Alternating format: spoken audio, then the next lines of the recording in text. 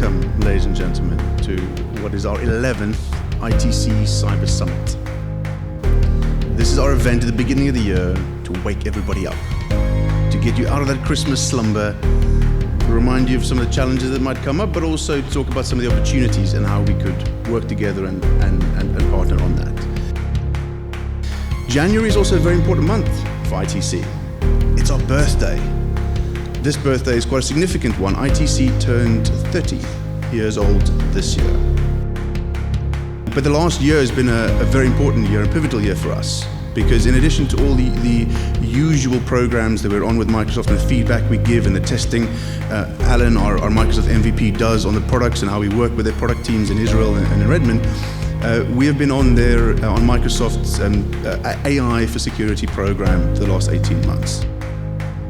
So if I look at the number of cyber attacks that just Microsoft is seeing, it's 600 million a day. 350 million of those are identity-based attacks. 99% of those are password sprays.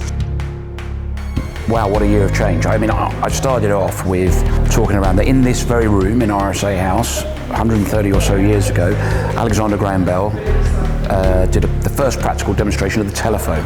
You then have Sarah Armstrong-Smith, who's the Chief Security Advisor for Microsoft, talking about the huge complexity of what's going on with the advent of Gen AI and how that's changing the cyber landscape that we sit in today.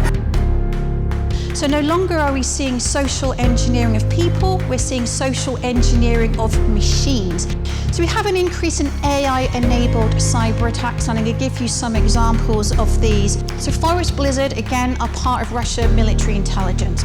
So they have been utilizing these off-the-shelf large language models, so you can say ChatGPT, Gemini, various others, and they're using it to do reconnaissance. I talked about comms, targeting of communication, so really understanding satellite imaging system, GPS.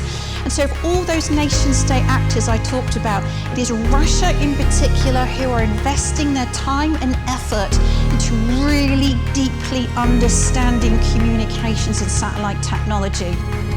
So the assumption that we somehow are getting better, we're getting bolder, we're getting more caring, we're more inclined to make the world a better place, to help humanity, is just not true.